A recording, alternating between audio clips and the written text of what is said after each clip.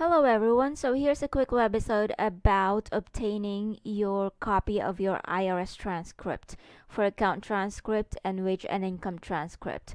I usually request for for your IRS transcript of records, especially if you are a new client for CPA consultants. It's very important for me to be able to view what's actually on your official records, so that way we are absolutely sure that we are not missing anything. Okay, so how do you go and get your IRS transcript of records? The first thing you do is go to IRS.gov. As you can see on here, it's IRS.gov, and then click from the front page of the IRS website.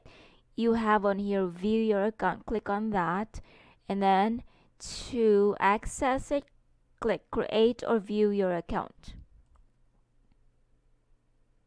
If you access your IRS transcript before, just go on here and log in. Okay, if you forgot your information, just click forgot username or forgot password. If you never accessed your IRS transcript before, click create account. Okay, now the registration it takes about 15 minutes if you have everything that you need during registration. Okay, and then the security of it is you are the only person who has access to it unless you give authorization to someone else.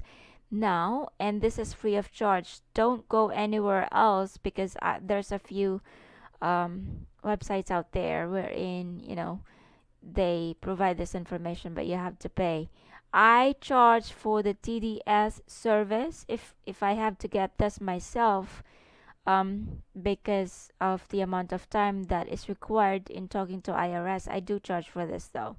So it will be best if you obtain this information yourself. Click continue. Now you will need this information.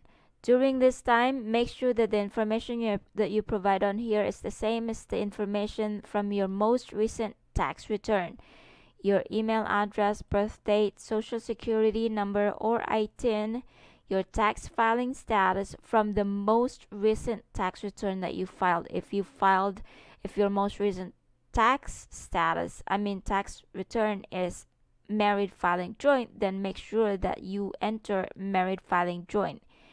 And then the current address. This is the address that you use from the previous most recent tax return. I'm telling you, this has to do with the most recent tax return, or else your registration will not be successful. Okay, click yes. This is one of the most important information to verify your identity. The credit card that you use should be in your name, not someone else's. Or if you don't have a credit card, use your student loan number. If you don't have student loan number, use a mortgage loan or home equity loan number. Or if you don't have that, use the auto loan number that you have. Now, if you do not have any of this, then that will be a problem.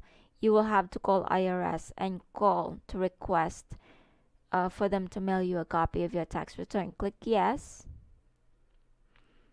You need a phone number or a verified address. This is very important. The telephone number that you register should be in your name. It cannot be your telephone, but the account is registered using someone else. It has to be your own account number. You have to own the account to the telephone number that you are using, and then click continue. Okay, so just follow the prompts, and then follow the prompts, and that's it.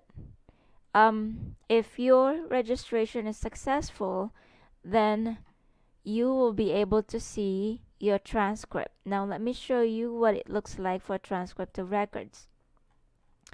This is a transcript. This is wage and income transcript, right? This is wage and income transcript. Let me minimize. Okay, so this is wage and income transcript for 2019, and this is the first transcript, right? 1, 2, 3, 4. So for 2019, this client has um, 4 transcripts.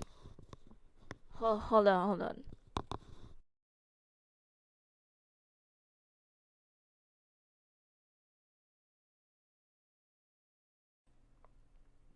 This client has 4. So now if I have a copy of the 2018 wage and income transcript, if this client has 8, for example, and he only has 4 on here, then I have a basis of comparison. That means that 4 might be missing, or 4 employment might have been discontinued. To see what I'm talking about, this is us analyzing your account that is officially registered with IRS to see, it will give us a break point or a basis as to whether we are missing anything or not. Okay, now the account transcript. This is the account transcript, right, for 2018. Let me minimize my line here for 2018, and this is the tax return that was filed by this client in 2018. Now what do I look on this account? So this information will show me, okay, how much was the wage from the previous year, and if this account is showing any, if he did standard deduction or itemized deduction. And let me see if we are missing anything from the account, if he filed, if he got any refund, um or if he paid. Right now the expenses on here. Now this tax return is showing me that this client actually filed a Schedule C business tax return, you see. So if for the 2019 there's no business expenses that is being claimed, then that means that this client either discontinued the business that he had from 2018, or that he forgot to provide additional information about his tax, about his business transactions, you see.